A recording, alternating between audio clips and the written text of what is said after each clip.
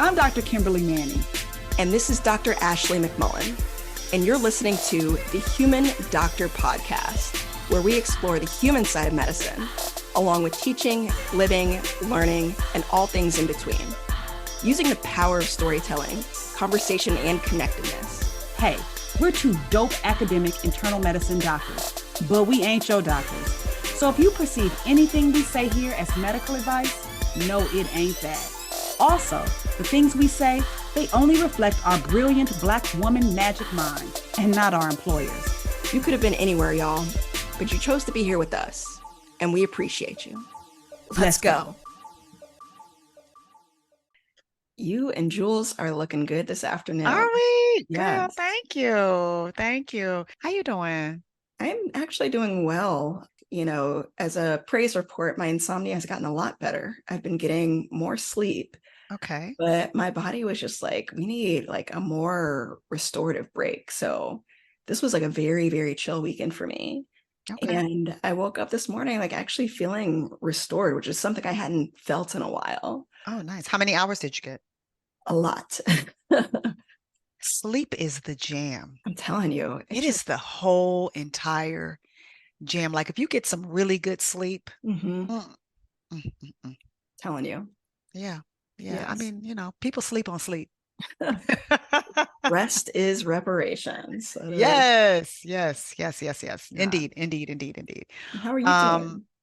I'm good. I've just had a bit of an emotionally charged few days. Last week, as you heard, I was kind of reeling a little from some recent losses in my community and in my world, and those homegoing services just happened. You see me today, I'm still like dressed up and wearing a blinged out Tuskegee pin because I went to one of the homegoing services for one of my classmates. I also went to homegoing service for my former chief resident's husband. It really is just a reminder to love with all your might. I'm thinking a lot about that.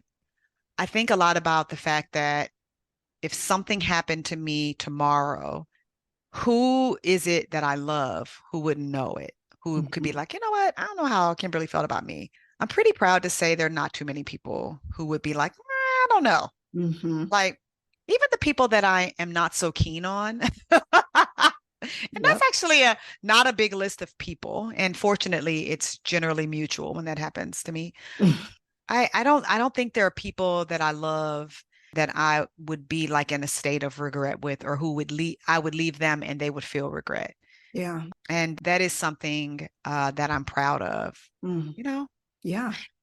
My son said to me the other day, which I loved, I was telling him that I was sad about my classmates passing. And he said, you know what, mommy, I would really be sad if something happened to you. Like I really would. He said, but you know, I would be okay because I feel like when you see me every day, you act like this might be your last time seeing me. And I was like, really? He's like, yeah, it's like when I wake up in the morning, you say, it is so good to see you this morning, which is true. I do say that in the morning. When he's getting ready to leave for school, I'll touch him and put my hands on him and say, I love you. Remember who you are. You know you're loved, right? You know that, right? And he's like, yes, ma'am, I know that. And I do think that once you have unexpected loss in your life, you begin to only trust the immediacy of your joy in that moment. Yes. And I think that's kind of cool that my kid receives that. Is what it is. It's such a gift. Isn't it? Yeah. That reminds me of my grandmother, Shelley. Like, that's the thing that I hold on to. It's just like every time it was just like, you know, it's just like pouring into you. Like, you know, you don't know when's the next time that's going to happen. It would never felt morbid or like heavy, but it was just very, very present. So I think that's really cool that your son feels that. Yeah. Because parenting is not for wimps. I'm telling you, it ain't no joke. Like, I feel like I say to my kids all the time, like, I ain't never been nobody's parent before. I'm trying to figure this out right along with you. But, you know, sometimes we get it right. Yeah. Sometimes we get it right. And one thing I do know how to do is I do know how to love somebody. I know how to love somebody because I know what it feels like to have been loved and cherished. I know how to do that. And I'm realizing that even that is like a tremendous, tremendous gift to actually know how to love somebody and to know what it's like to cherish somebody because you were cherished, you know? I can endorse that skill for you. If you want me Yay! to comment on your LinkedIn page, I can fully endorse that you are good at loving My people. LinkedIn, you know what? Speaking of LinkedIn, I am a LinkedIn misfit. I made a LinkedIn page for like Leadership Delta one year. And so I have one. And every day I get like 12 emails that are like, this person wants to connect with you. I do not do anything on LinkedIn. So if you're listening to this and you're like, why hasn't she responded to me on LinkedIn? That's because I don't even know how to use LinkedIn. That's okay. You know, by the time we figure it out, Ah, something new will jump on the scene for social media. yes, yes. So You know what? I finished that book, Wellness, that I was telling you about last week. It was sublime. I loved it. I recommend it. It's by Nathan Hill. Check it out. Well, I want to give a full-throated endorsement of Chain Gang All Stars. Ooh, Yes. Chain Gang All Stars Yes. goes to Audible to look Incredible up Chain book. Gang. You know, it's by an author. His name is Kwame. Nana Kwame Ajay Brinya. There we go. Thank Because you. I'm about to download it right now Do on it. Audible as we're talking. Do it. You Okay. won't regret it. Okay. Yeah. And then I want to also give a quick shout out to Bellevue Literary Review, which had their online virtual benefit last week. And yours truly got to converse with one of my favorite poets in the last issue of BLR. You want to know what the name of his poem was?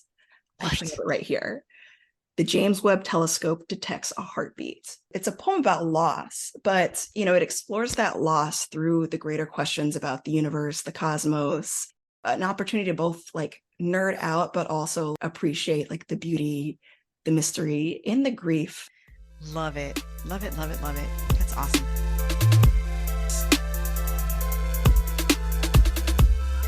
Well, I guess since I talked your head off at the beginning, I guess we can transition. Yep.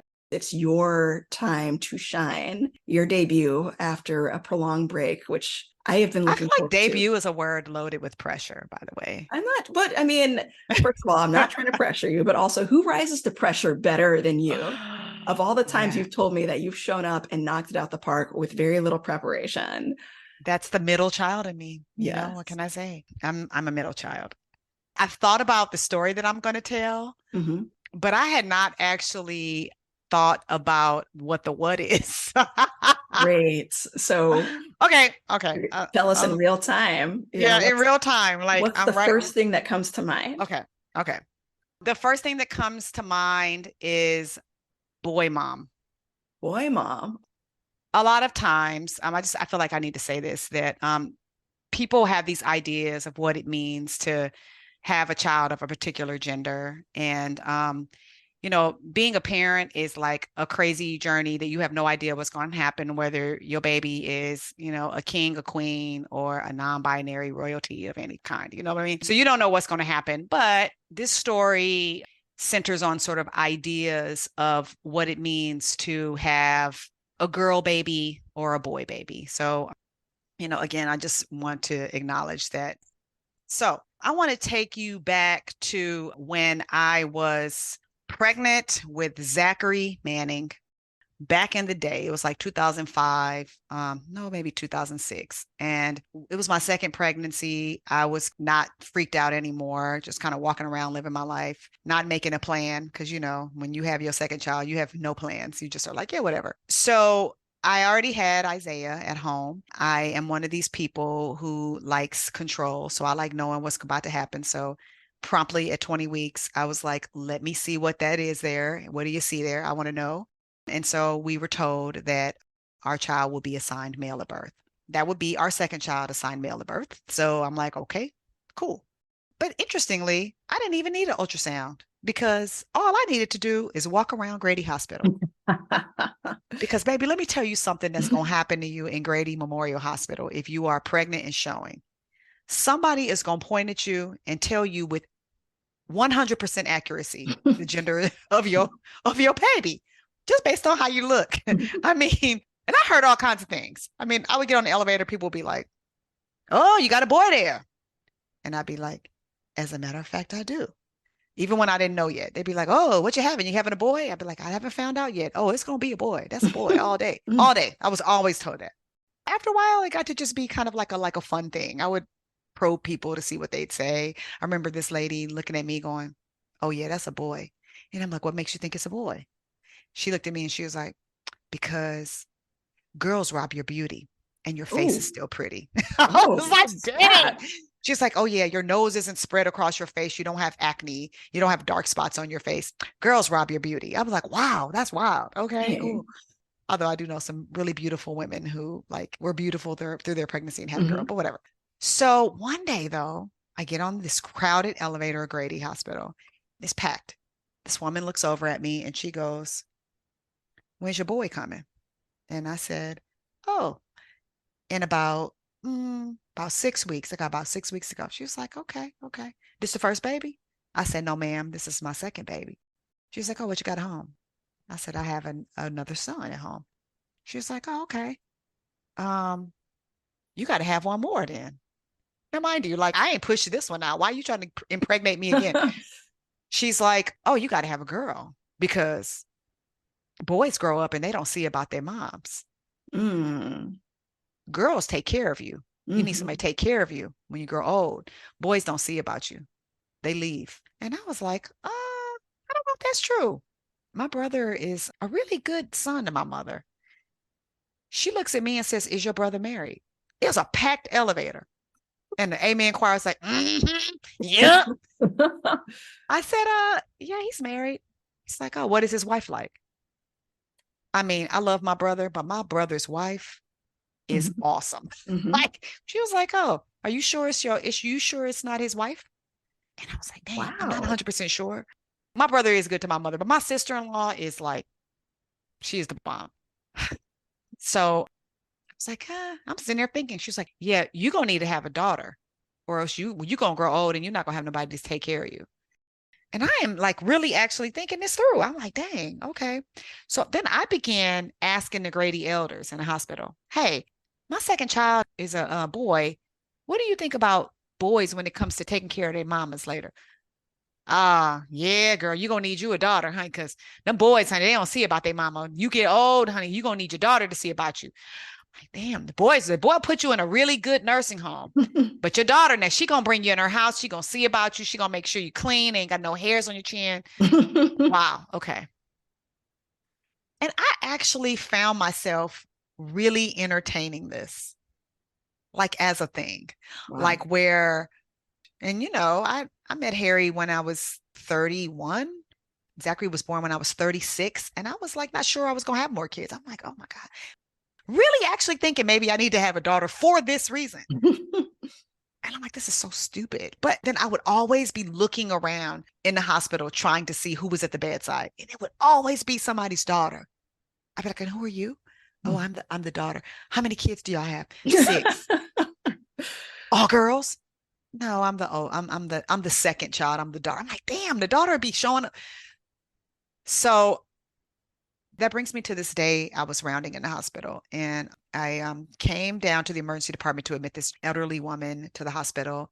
She had urosepsis and she had gotten pretty sick. And when I walked into the emergency department to admit her as the internal medicine attending, this man was sitting on a chair and he had his foot like propped up on the gurney and he was holding like a folded Atlanta Journal Constitution reading it. And I walked in and I was like, hello, I'm Dr. Manning. I'm the senior doctor on the team. And he stands up and he takes his hat off and holds it to his chest and he says, oh, hello. My name is Ricky. I'll give him a name. I'm Mhm. Ricky. I'm Miss Elliott's son. And I was like, huh, okay. Hi, Ricky. It's nice to meet you. We're admitting to your mom to the hospital. Tell us everything. He goes, okay. Sounds good. Okay. I said, what questions do you have for me? Asked me a couple questions and sat back down. And every time I came into that room to see Miss Elliott, Ricky was sitting in that room, leaned back. Ricky was probably, like in his mid 50s. Some days he had on a work uniform, but he was seeing about his mama. Mm. So I come in and I'm like, so Ricky, do you mind me asking, does your mom live with you? he was like, no, ma'am, my mom lives near me, but no, she doesn't live with me. I was like, oh, who does your mom live with? He's like, no, my mom lives alone, but I live near her. And I was like, oh, okay. Okay. Are you her only child? No, ma'am. No, ma'am. It's five of us. I'm like, oh, okay. You the oldest? And he's like, no, ma'am, I'm not. I don't know. I'm not. And I'm like, okay. But really, what I was really trying to fish for was, why is Ricky there? He's a son. Why is your son here? And I'm trying to figure out the genders of the other kids. He's like, it's sisters in there. I'm like, where are your sisters at? Oh, they here. They live in Atlanta. I'm like, huh. So finally, the day comes where Miss Elliott is well enough where she can leave. And I'm sitting at the nurse's station typing a note, and Ricky comes out and he's like, hey, I'm going to be taking my mom home. Is there anything else I need other than when the medicines come up to the floor? And I said, no. And he said, okay. I said, what questions do you have for me, Ricky? He said, no other questions. And I was like, okay. And he starts to walk up and I said, excuse me. And he turns around. I was like, Ricky, can I ask you something? Remember, like at this point, I'm not pregnant anymore. I've had my children, but I have still been holding on to this idea that maybe I'm going to grow old and not have kids who see about me. Yeah. And I get up from the nurse's station, I walk around and I say, your mother has been in this hospital for 4 days and I have not rounded on her one time, and you were not at the bedside. And even if you weren't there, you walked in, or there was evidence that you had been there. And what I want to ask you is, I am a mother of 2 sons, and somebody once told me, and not just somebody, many somebodies have told me that sons don't see about their mothers. And you are seeing about your mother in a way that refutes that. And I just want to say, what is it that your mama did? Or is there something that I'm missing? You are the first person to show me that that's not true. And he looked at me and he took his little hat back off and held it to his chest. And he said, Miss Manning, your kids see about you if you see about them. Ooh. Mm. He said, look, man, Mm-hmm. my mama saw about us every day. She made sure that, we didn't have a lot coming up, but she made sure that, our faces were cleaned. She made sure that, we had enough underwear and clean socks, and that we got big hugs, and that we got food to eat. But my mom made sure that all of our needs were met, our basic needs. But then on top of that, she just made us always feel safe. And I said, well, did your mom ever say when she grows old, she expected? And he cut me off. He was like, no, no, no, no, no. Mm. He's like, it is my privilege Wow. to see about my mom. I'm just the one that lives closest. He said, my sisters, they love my mother too. We all the same way. He said, don't let nobody tell you that sons don't grow up to see about their mothers. He was like, I would do anything for my mother because she did anything for me.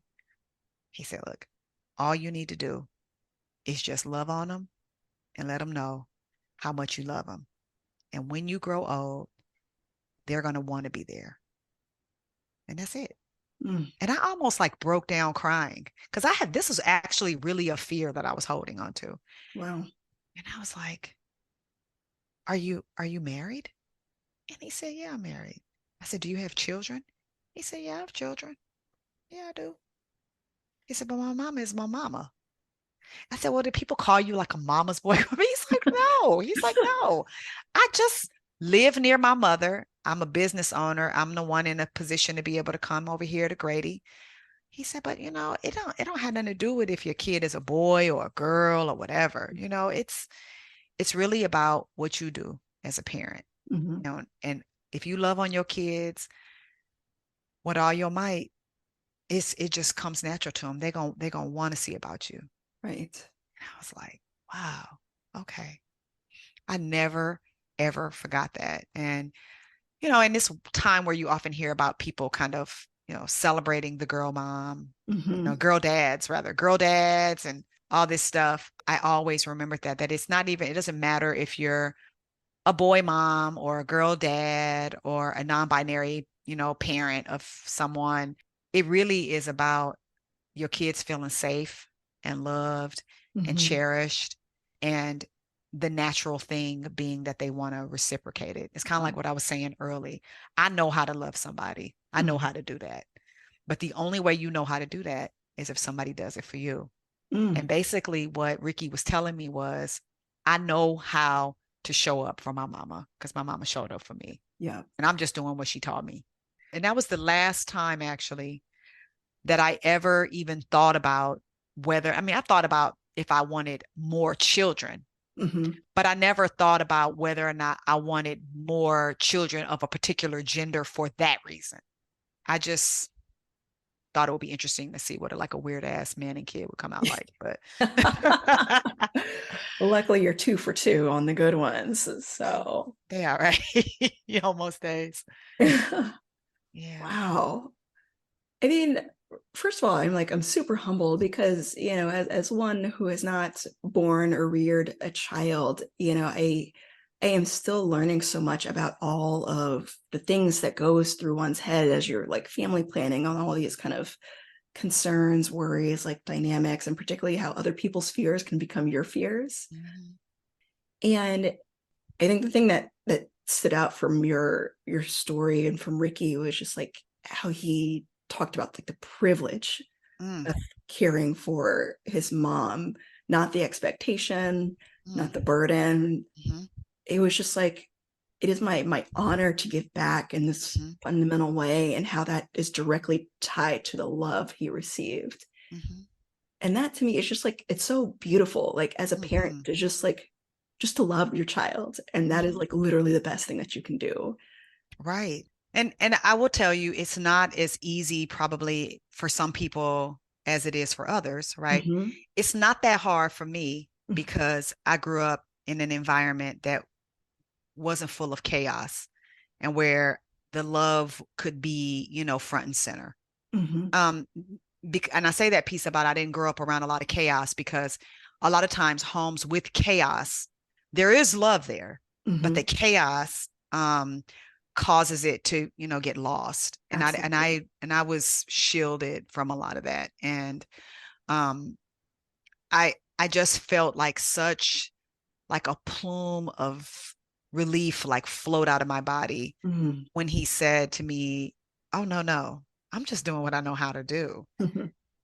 I'm basically just doing what I learned how to do. It's kind of, and he said it like it was as ordinary as, oh yeah, when I put a toilet paper roll on, I put it over, not under, because that's how I grew up doing it. And when I get up in the morning, I make my bed because I grew up doing that. And when people grow older, I see about them because I grew up seeing that. Yeah. This is what we do. This is how we love. This is what love looks like. Support is a verb. It's an action verb.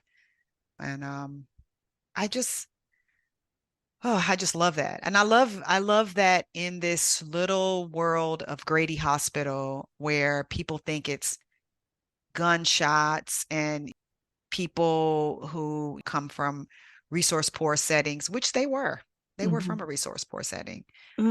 Like there's something different about people just because they come from a resource poor setting. Nope. Love is still the what. It's still the thing. Yeah. I mean, first of all, like, when are we going to make a book of Gradyisms? I feel like I know, right? Wisdom is too precious not to put out in the world. And two, like, the beauty of just mother and child, again, a lot of stuff gets co-opted by these gender roles and expectations. And just to be able to see something that disrupts our narratives and recognizing, like, when love is at the center, a lot of that stuff kind of falls by the wayside. And then, the other theme I have to kind of comment on, particularly because we just did a whole Nocturnist show on caretaking, is just like, there's the love, there's the intention, there's the privilege, but also like the need for more ways in which people can effectively like give good care and not, have to like depend on, a job that lets them take off, or, having to navigate these really complicated home healthcare systems and things like that. And, it should be a privilege. It should be beautiful. And we should live in such a way that we can really enhance people's ability to do so. Yeah, it's hard. I mean, I think there's obviously just the resources piece, right? Mm-hmm. And I will say that one of the things I love about working at Grady and working with our social workers is a lot of times when people think that there's nothing we can do, there's something we can do. Mm. I do think that there are spaces where those of us who like trying to help people make a dollar out of 15 cents, Mm-hmm. hopefully more of us will be drawn to spaces where we need to do that. Yeah. But I think one other piece too, and that's often a fear of mine, which has nothing to do with gender, is that this generation often demonstrates a selfishness that makes me feel afraid, that makes me think like, well, that was just very unselfish also, right? Mm-hmm. Yeah, sure, that man was had a job where he could leave, but he was willing to leave and Yeah. go and sit around Grady and do all these things. But I think whenever I have to have those thoughts, the thing that makes me find peace again is that, like Ricky said, you do what you see. Mm. You do Mm-hmm. what you see. Yeah. And my kids are in a space where they witness a lot of things. Like my husband is very much a caregiver to my mother-in-law and to Mm. his father's only living sister who didn't have kids. If my mother needs something, my brother is really a very great role model there, better than me.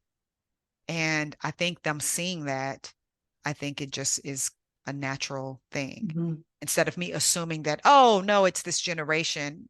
No, it's really like the people to blame would be our generation if we Ooh. if we are the ones Mm-hmm. not taking care of the people that took care of us. Ooh. So yeah, yeah. Harry and I often find ourselves trying hard to line our resources up so that at least our kids can emotionally care for us Yeah. and that we don't force them to financially care for us. Mm. And that's not always possible. Yes. But those things can muddy up the two, right? Yeah. Because if you already strapped financially, what you gonna do? Mm-hmm. So yeah, Mm. Yeah. child, Wow. being grown is I think I'm gonna give being grown like 3 stars out of 5. Yeah. 3 stars with no comment. Yeah. Yeah, I can't Man. say if I recommend. Yeah, Yeah. Well, I will say you still make it look good. So I I'm appreciate happy to it. have a friend like you, and it makes gaining more years on this life less daunting. Yeah, I'll let you know how the rest of the fifth row goes because these 50s ain't no joke. Yeah, girl. Well, listen, I love you very, very much. Mhm. And, in a week of loss and life celebrations and Mhm. all that, it's just important to pause and just make it extremely clear what it means to have you in my life. I Yeah. love you so, so much and am absolutely privileged to be able to talk to you, get to know you, hear what's going on with you, and love you. So I Amen. love you, sis. I love you too. I love you for all those reasons and so much more. All right, sis. Peace up. A-Town down. Holla.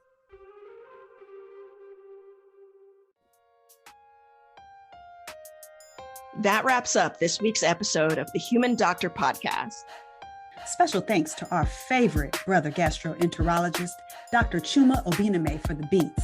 Shout out to the Dr. Ashley McMullen for editing and production. Mad love to our podcast family at The Nocturnist and the Clinical Problem Solvers, our Med Twitter fam. And especially shout out to all of you, our listeners. Until next week, remember, we see you and you are enough. Holla!